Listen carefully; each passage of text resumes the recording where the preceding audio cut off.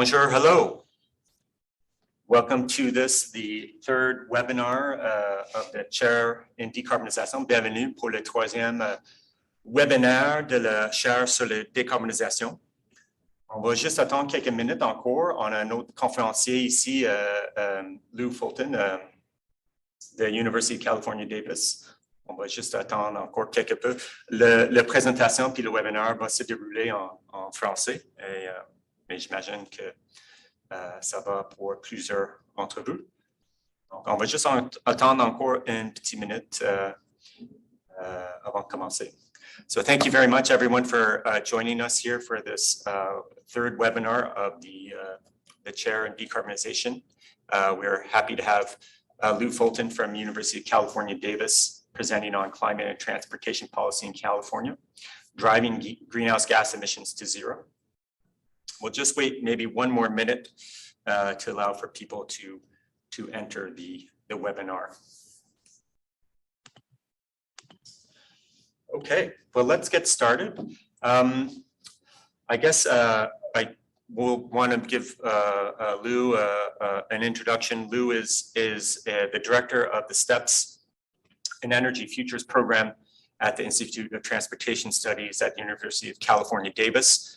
This is one of the world's premier research centers for climate and transportation and energy issues. And we're really delighted to have Lew with us. He has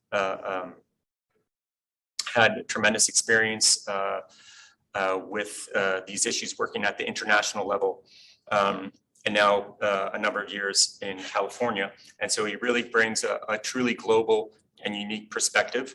And I know also that he has a relationship with Montreal, having done some of his university studies here in our great city. So I'm, though, going to just briefly introduce some dimensions of this research project that this is fitting into, and it's part of something that is we call the Joint Clean Climate Transport Research Partnership, which is a research partnership that's trying to bring together leading universities, private research institutions, businesses, and nonprofit organizations in Quebec, California, Ontario, and Vermont in New England. And the idea really here is to build bridges between climate and transport policy experts, especially between modelers and those perhaps more fluent with the policy discussions. We've had funding from the Canadian Social Sciences Humanities Research Council through a partnership development grant. And we're looking to actually expand this and this JCC-TRP network with more funding. So that's maybe something, if you're interested in learning more about, you can follow up with Lew or myself later. The research partnership has a number of organizations from these 4 jurisdictions involved. I won't dwell too much on the slide, but you can visit our webpage. I just wanted to highlight some of the work that we've been doing. We really have about 4 or 5 or 6 actually, 5 working groups going on here: carbon pricing and policy sequencing, urban transit, transport and energy nexus, the low carbon fuel standard, and comparative policy. We have a number of ongoing research projects. Part of what Lew is presenting is sort of fits into the carbon pricing and policy sequencing working group, but it's really based on a lot of independent research that's gone on in California. I'll just highlight some of the findings and publications that have come out of the JCC-TRP so far. We've had a number of working papers which are available on our website. There have been a number of webinars that we've organized to present some preliminary findings on some of the more recent research projects, and I invite you to also find those webinars on our website. And I thought I'd just flag, because we're kind of talking about climate and transportation policy in California, a recent publication in the Review of Policy Research on climate and transportation policy sequencing in California and Quebec, and Lew was one of our authors on that. I'm not going to dwell on this because this is really Lew's going to elaborate a lot more on these issues, but I hope that maybe you'll be able to find his publication, and if you want some more detail. But on the Quebec and California relationship, which is really moderated by the carbon market that links the two jurisdictions, but also a number of other interesting policies that are sort of harmonized between the two in a certain way. So I'm going to stop there, and now I'm going to turn over the PowerPoint to Lew, and we'll allow him to full time to give his presentation. Thank you. Thank you, Mark. It's a pleasure to be here. Et c'est vrai que j'habitais à Montréal il y a 40 ans cette année, et donc c'est trop long pour se souvenir ma français. Donc je vais parler en anglais. Okay, that was my attempt at French. Now I'll speak English, and I do remember I've been to Montreal many times, and I since then, and I do enjoy Montreal a lot. So today I'm going to talk about California, another cool place, and it's begun raining in California, which is fantastic.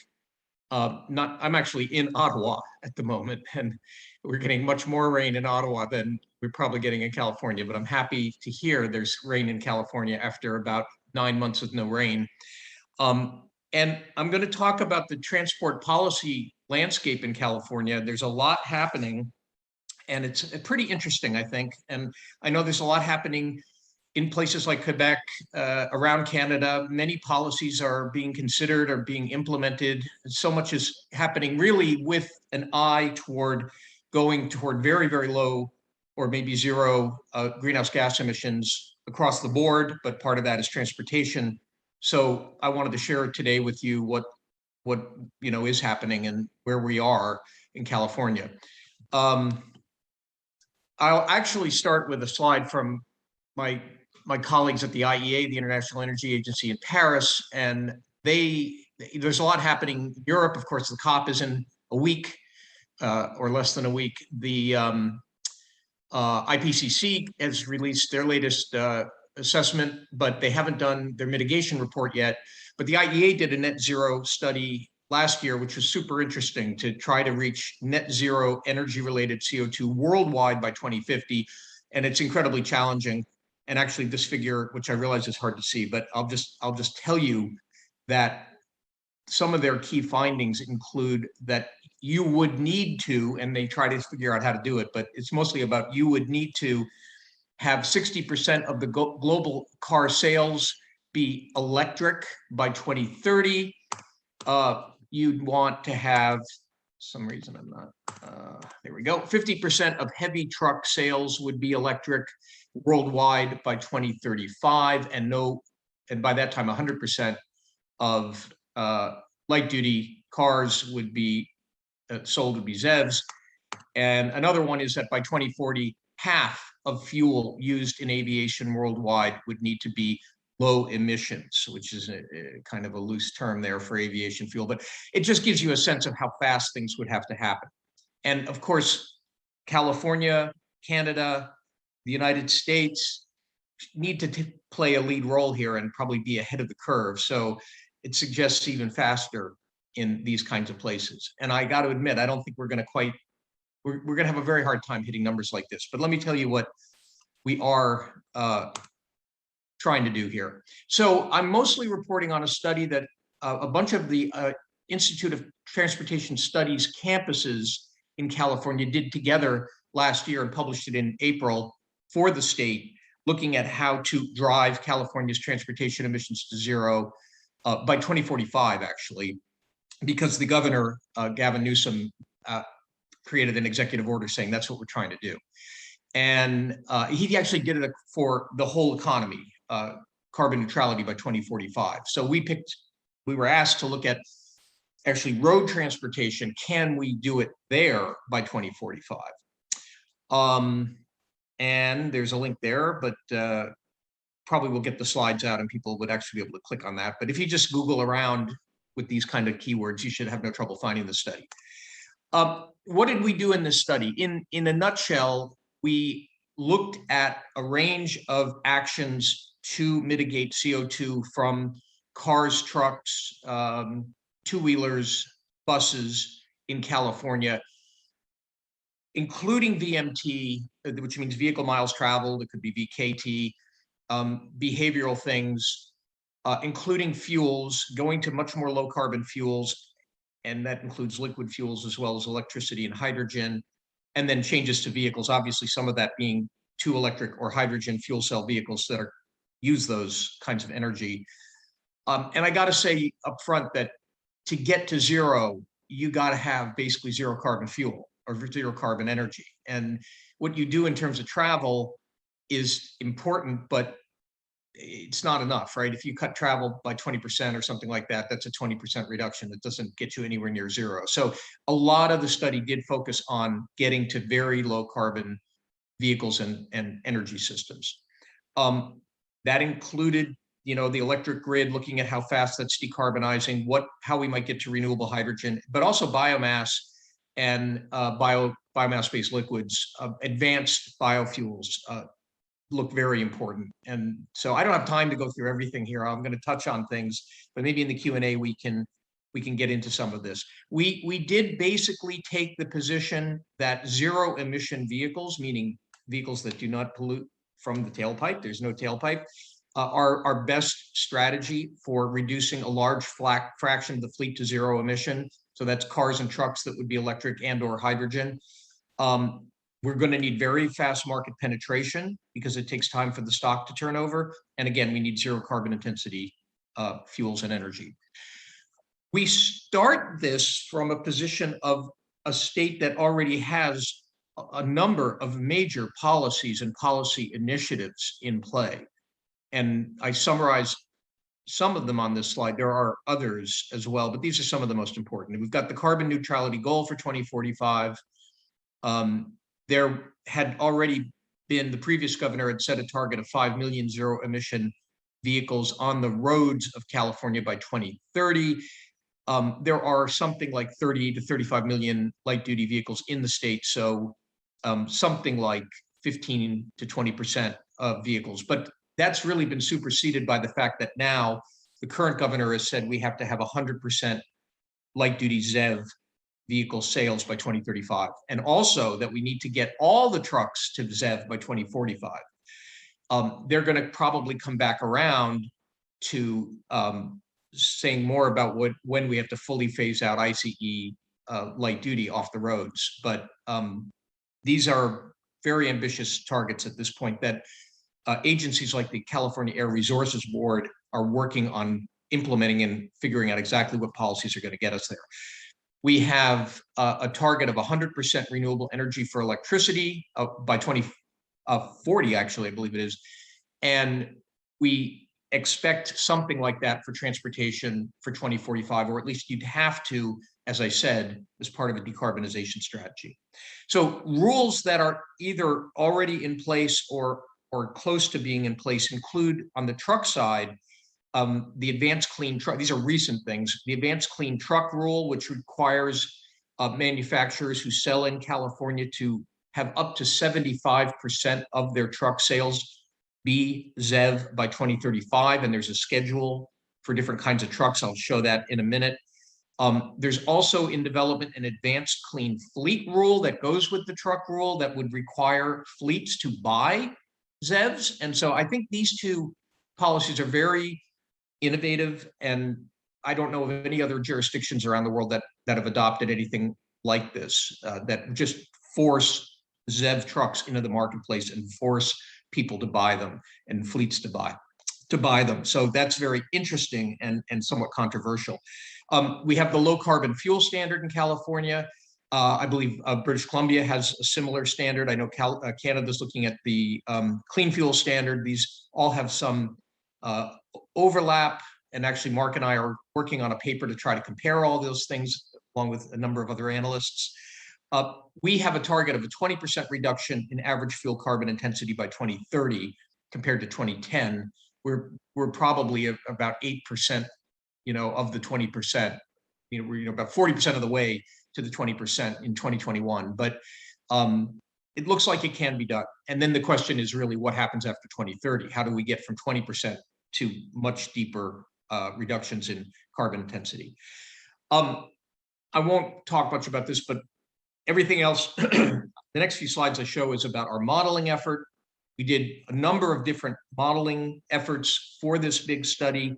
I'm mainly showing the scenarios that we were kind of using to capture the big themes. We used a stock turnover model, and it's kind of a spreadsheet model, typical sort of not too fancy, but a lot of detail on characterizing different kinds of vehicles, different kinds of technologies, and what it would look like to transition. So punchline, get the punchline out here, because I always talk too long and I'm going to end up having to probably skip a few slides at the end. So we did succeed in making charts that show what it looks like to get to a very low carbon transportation system in California, pretty low by 2045, and then the tail might go out another decade. But the big part of the job is done. You can see that it actually means we've already peaked, and it is true that CO2 is slowly declining right now in California, mainly because, well, we've had COVID, and that's one reason in 2020. But in the state, the stocks of vehicles are pretty stable, efficiency improves, and so. But we are getting a big rebound in travel. So, who knows? But in any case, we have to peak very soon and then be on a very steep decline. And you can do it if you ramp up ZEVs very rapidly and decarbonize your liquid fuels for those ICE, internal combustion engine vehicles, that are still out there. And there are a lot of internal combustion vehicles that are still out there until after 2045. And the right-hand figure is showing you that fuel evolution, and the colors are, I think we keep talking about improving the color scheme here. We never did, but gasoline is blue, diesel is gray, BBG is bio-based gasoline, BBD is bio-based diesel. So these are your biofuels, and they're going to have to be advanced biofuels. Right now, they might be oil crops or corn or wheat crops, grains that give you ethanol or biodiesel or renewable diesel.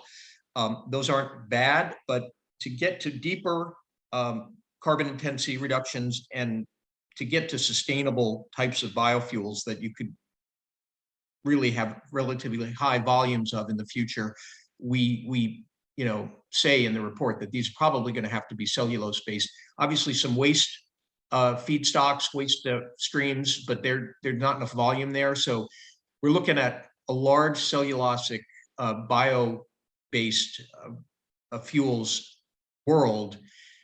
In California, this adds up to about 3 billion gallons gasoline equivalent. Actually, the peak is in 2040. It's not quite clear from this figure, but it's about 3 billion gallons. If you do this for, let's say, all of North America, it's more like 100 billion gallons, especially if you include aviation. So the 3 billion is doable, but if you try to do this on a larger scale, it's pretty challenging. So I think I'll have time to come back to that, but it's a good thing to talk about. Okay, so by 2045, there's no fossil fuel left. We've got about half of our energy is either hydrogen or electricity because of the number of electric and hydrogen vehicles that are out there. And then about half of it is biofuel, or it could be other kinds of e-fuel, electrofuels, power to liquids type stuff.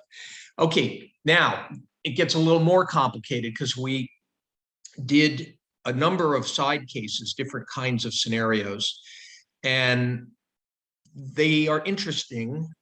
They don't really change the story that much, which I think in itself is sort of interesting. But what I just showed you is what we call our LC1, our main low carbon scenario, where we hit our targets by 2040. We have already, in the middle of the study, we got told by the governor, no, we want you to hit it by 2035. So that became our high ZEV scenario. So that we've done that one too. We have a 15% reduction in travel relative to a business as usual. I have hardly mentioned this, but we did do a business as usual case where not much happens except travel does what it does. And so there's a 15% reduction off that in all these cases. We also did a high fuel cell case because there's not that many fuel cells in our base case based on the kinds of modeling we did. I'll show in a minute, they're kind of a low share, but we did a higher case to see what that looked like. And then we did this, what we call high liquid fuel case, where ZEVs grow more slowly and you need more liquid fuels to decarbonize the system by 2045. So if you look at those 4 cases, well, actually, I'll come back to that. But first, let me compare, show you a little more detail what happens in the different cases. If you look at light duty vehicles, there's your, basically what I just said, 100% ZEV sales by 2035 in this high ZEV case, 100% by 2040 in our LC1, and it's actually by 2045 in high biofuels. So even the high biofuels is a pretty ambitious transition, but not quite as ridiculously ambitious as the orange line here. And I will note that that's, we'd like to see faster growth to 2025, but we basically pick 2025 as the takeoff year when all this stuff happens. That 10-year kind of transition would be significantly faster than transitions like going from vinyl to CDs, which took about 18 years, things like that. So it's sort of unprecedented. Here's what it looks like in terms of the technologies. This is in the LC1. By 2040, yes, ZEVs are 100% of the market, and of that, about 78% are battery electrics. And this might be a little bit affected by the fact that we have Tesla in California and they dominate and they only produce battery electrics. And we kind of expect that to continue. Plus, they are the cheapest to own and operate of these options. And plug-in hybrids are not really ZEV because you would run them on liquid fuels. And there's also an imperative to cut pollutant emissions in the state. So anyway, there's BEV dominated scenarios, but you see there are some plug-in hybrids and some fuel cells. If you look at the numbers of vehicles in these scenarios, basically in a market of about 2 million vehicles, by 2030, over 1 million of them, or around 1 million of them, would be ZEV. And you actually would have to add the numbers on this figure and this figure. This is your BEVs and plug-in hybrids. This is your fuel cells. And most of your market is ZEV by about 2035 or 2040, depending on the scenario. I just also want to draw your attention to the fuel cells. This is the high fuel cell scenario. So in a world, and we're doing another study that right now on hydrogen fuel cells, and there's a lot of reasons why I think fuel cells might be important and why we need to pursue hydrogen fuel cell strategies, because we need options among other reasons. We're not certain that these electric vehicles are going to be the right solution for everybody. But right now in California, we have about 10,000 fuel cell vehicles, and we're probably selling a couple thousand a year. Now there's a new Mirai, and it's getting going again. But the scenarios here have us selling 100,000, 0.1 million by 2030. So it's an enormous uptake of fuel cell vehicles, even in any of these scenarios, compared to what's happening right now. It suggests a really successful effort to get that market going. And by 2040, you're up to 500,000, or a quarter of the market in the high case. On the truck side, and I realize there's a lot of figures, so it just kind of begins to make your head spin, but it happens about the same rate for trucks. I show you long haul trucking here. In our slower case, we take it to 2050 for long haul, but on these figures over here, it varies a lot by truck type. And I'll mention that actually transit buses have to be 100% ZEV sales by 2030. That's a separate rule. So they are here. And then delivery kinds of trucks, we assume, go faster than the long haul, and there's a different share of fuel cell. We have a lot of fuel cells for the long haul. You can see here on the lower one for 2045, this green is, they would be dominated by fuel cells in this main scenario. So there's a lot of detail and there's a lot of kinds of analysis behind it, but it's all, a scenario or multiple scenarios. So when you look at these 4 scenarios compared to a BAU, where there is some reduction in fuel use and CO2 in the BAU, They don't come out looking that different, except that in this high ZEV, fastest transition of ZEVs, you have about 2 billion gallons of low carbon liquid fuels needed in 2045 to deal with the remaining internal combustion engine vehicles and fuels and try to decarbonize that. If you go with the slower ZEV ramp up, it doubles, it's over 4. And again, if you take that kind of logic to a national level or a North American or a world level, you're doubling a very large number. And so the slower it takes, the longer it takes to get to ZEVs, the more we need liquid fuels to be decarbonized by 2045 or 2050, if we want a zero carbon or near zero carbon system at that point. When I think about that, and this type of analysis has gotten me thinking about that quite a bit lately, and we've been looking at what it means for biofuels in particular, I could imagine some kind of logic that says we don't want to go there. We don't want to produce that much of biofuels or whatever else, or it might be too expensive, or there might be other reasons, to just let the ZEVs play through, and you finally get to where you don't actually need a lot of biofuels by maybe 2060, at least for road. You might still need it for air or shipping or something. But so there's this in-between time when if you want to be very low carbon, you probably need a lot of biofuels or e-fuels, but that eventually that could go away. So how we deal with that is, I think, a very interesting problem. Okay, so now I'll talk about cost, and then I'll try to talk about policies, and I'm going to see if I can get through this by about 3:30 Eastern, 1:30 Eastern, and have time for questions. So you can see on the left that the CO2 again actually shows the business as usual case. So there is a fair bit. I mean, we're already headed toward a fair bit of CO2 reduction from these policies, get certain number of ZEVs and fuel economy improvement in our BAU. We do get close to zero in our low carbon scenario. What is this going to cost us? And that's a very complicated topic. It's partly a question of who's going to pay. It's partly a question of, so there's winners and losers. It's partly a question of investments, and some investments may be shifts from other investments. For example, if you're an oil company and you start investing heavily in biofuels, well, you're changing investments. It doesn't mean all of your new investments are incremental, right? They're shifts. So we should pay attention to that. Here we just try to look at expenditures by end users on two things, really: vehicle purchase and fuel purchase, taking into account what we think are going to be the costs of vehicles. So we have a whole big database of what we think are, electric vehicles cost now, what they will cost for cars and trucks, what the energy might cost, etc.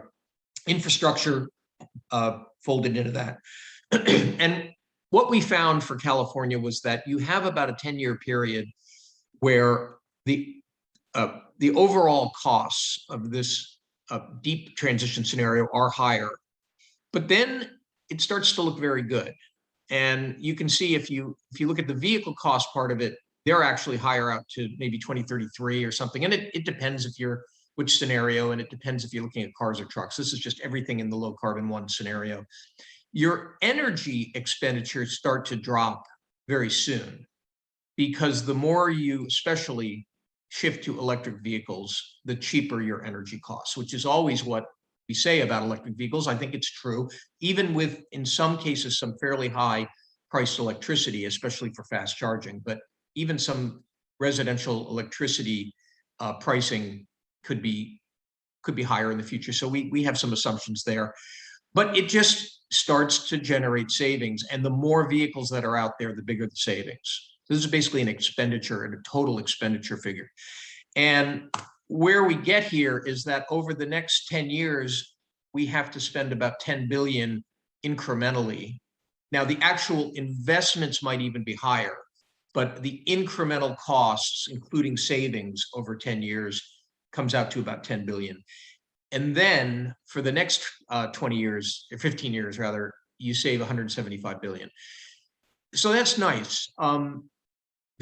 We didn't discount this by time. So if you discount it by time, that would lower the number, but it's still pretty significant. I mean, if you use any kind of reasonable societal discount rate, like 3 or 4%, it's still pretty significant. And we are not including any of the environmental benefits here. So there's the value of the CO2 reduction. There's the value of the pollutant emissions reduction. There could be other things. So we find this to be a very interesting and hopeful finding. We're doing more work on this, and we suggest others should do this kind of analysis too.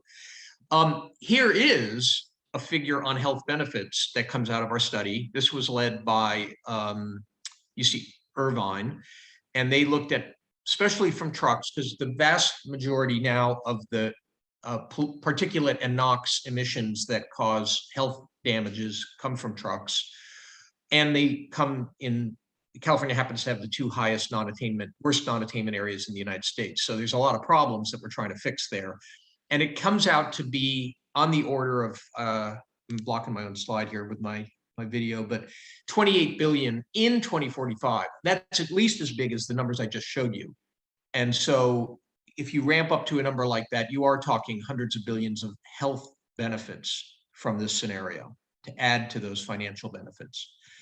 And I still haven't shown CO2 benefits, and I think I forgot to put in a slide on that, but they're similar. They're also, well, a little lower, but they're pretty significant. We did a workforce analysis. This kind of summarizes it, but admittedly, a workforce analysis is typically partial. We looked at what additional jobs could get generated by this transition. There also was some estimate of lost jobs, but a lot of the lost jobs are not in California, and a lot of the new jobs are in California. So from a state level, it looks pretty good.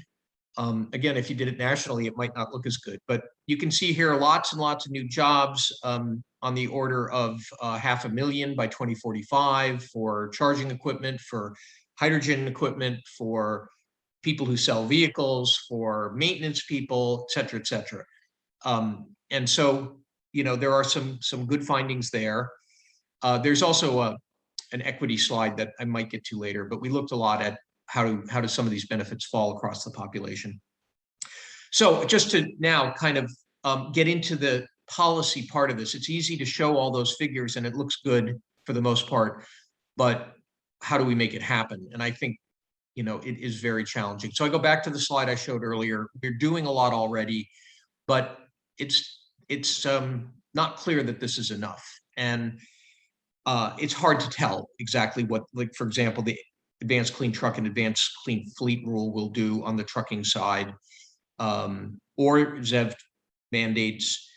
We generally feel that you're going to have to make trucks and cars, zero emission trucks and cars, certainly at a TCO, at a total cost of ownership level, but even at first cost level, competitive with internal combustion engine options, similar options, well, as soon as possible, but certainly by 2030. And I think for cars, that's going to be doable. For trucks, it may take longer, at least for some kinds of trucks. It may be harder to get to cost parity by 2030.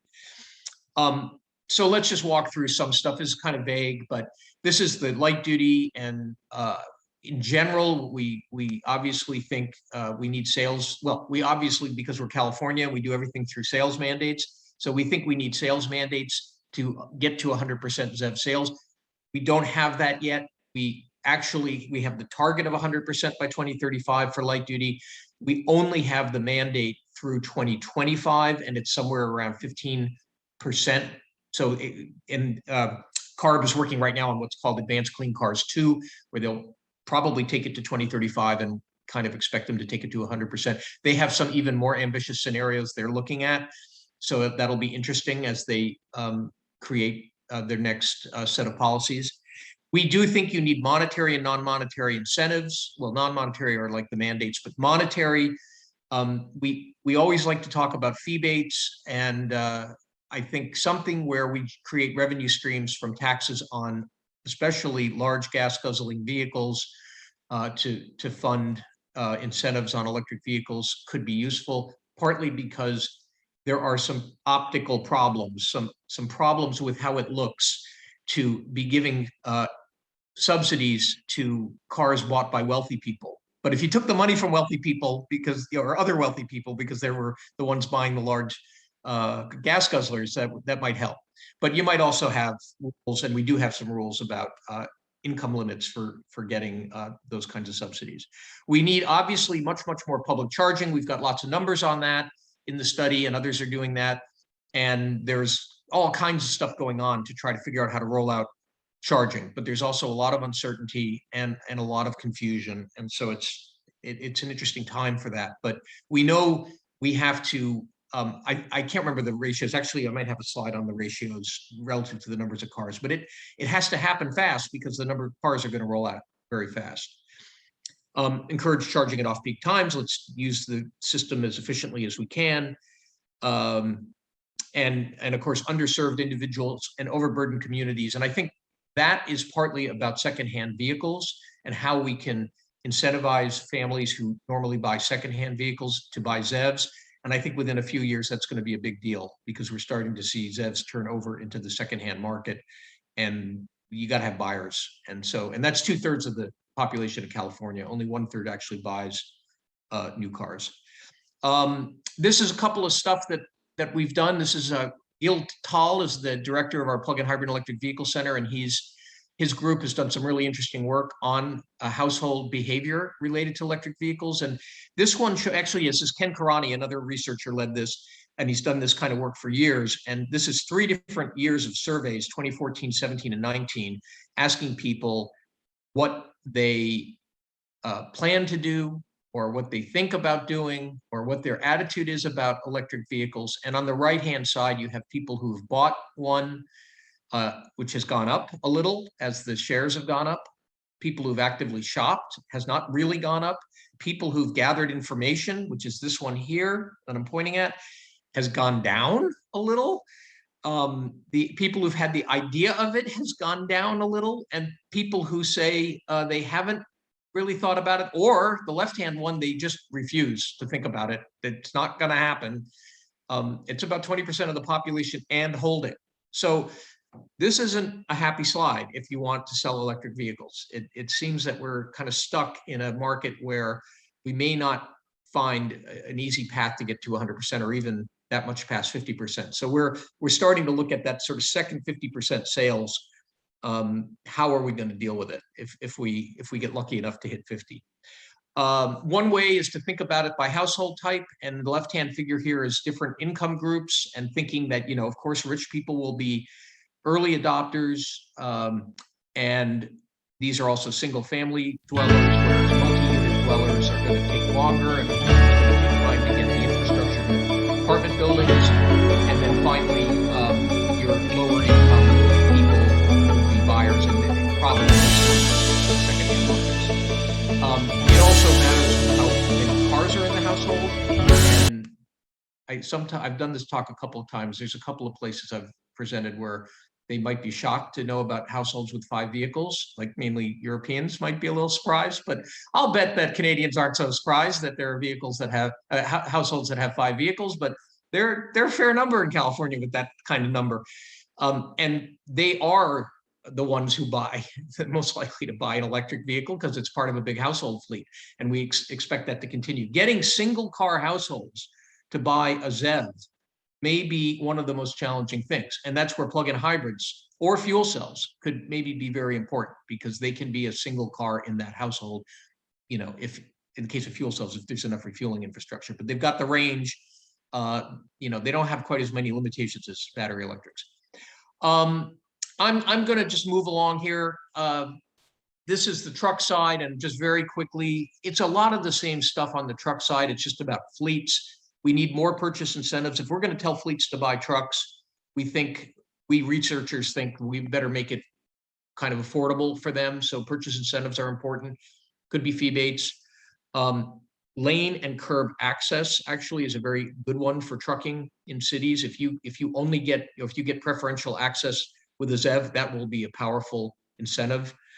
2Bs and 3s are basically pickup trucks and vans, and they're different and they get used differently. And a lot of 2Bs, which are like Ford F-250s and the big Ram trucks, they're business trucks, but they might be in households, right? They're just households that own a business truck. They're not fleets. And so that makes it a little trickier or different than real fleets. Construction off-road vehicles are also going to be having to be treated differently. Infrastructure, I think a lot of fleets are very concerned about doing their own infrastructure. And so, and its permitting is taking a long time. So there's a lot of issues there. Some fleets actually are very interested in fuel cells because somebody else is going to build the hydrogen refueling and they can just use it and they don't have to worry about putting it at base. So that's interesting. But this is all very new and things are happening quickly. We'll see how it all goes. That's the schedule for the requirements under the Advanced Clean Truck Rule. So that is a rule that manufacturers are going to have to sell those percentages for those kinds of classes of trucks. So you can see by 2025, we're getting into it. It actually starts in 2024. And by 2035, it's pretty far along. And then basically we're shooting for 100% by something like 2040. And let's see, the last one I'll get into is fuels. And fuels, super interesting topic. We are assuming that we can get to something very close to zero by 2045. That might be one of the most heroic assumptions in the report and in the analysis. It would require advanced biofuels. As I said, it might include advanced biofuels with carbon capture and storage, so what you might call BECCS. And it could include direct air capture with electric powered liquefaction. I mean, basically Fischer-Tropsch type things. So these are not low-cost pathways, but we do kind of delay their ramp up until around the late 2020s. And the idea is to try to buy some more time to get these technologies cheaper and scale up. And they don't really become a big deal until early 2030s, but can we do it? I think that's a big question. And there's questions about how you incentivize it. And I think the LCFS isn't a bad way, but I'm going to make this my last slide. That's quite a challenge to understand. But this is the low carbon fuel standard puts a credit system on fuels, and fuels have to hit a certain carbon intensity target. If they're above that, they have to buy credits to hit that target. If they're below, they can sell their extra credits. It's a typical credit trading market. And this projects out to 2045 what could happen with those credits. And what you see here is all kinds of different fuels and how many credits they might generate. And the middle one is electricity, the red one or the orange one, the fatter wedge in the middle. And so that's a light duty. As we electrify and we have so much electricity demand from vehicles, they would generate a huge number of credits. And at some point, those credits could overwhelm the market, so that basically, especially if you get to very low carbon electricity, everything else has to buy credits and you're not incentivizing other low carbon fuels. So this particular scenario hypothesizes that you might have to phase out electricity or electric vehicles from this low carbon fuel market so that you can keep incentivizing basically liquids or possibly gas, like renewable natural gas fuels with the market. And that's what happens here. So by 2045, you're not subsidizing electricity anymore, and you have liquid fuels that are getting those credits either with carbon capture and storage, which is that kind of maroon colored line, or infrastructure projects tend to be the ones that actually go negative out there. But it's a big challenge to figure out how to use that policy over long term to incentivize low carbon fuels. And there could be other policies, but I think there's some interesting treatment of that in this report.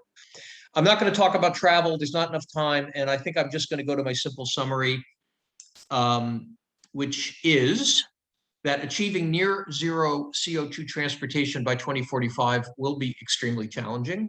And putting graphs on paper doesn't make it easier, but maybe it provides a bit of a roadmap and a sense of the challenge. And we all have to move faster than we've ever moved on these kinds of things.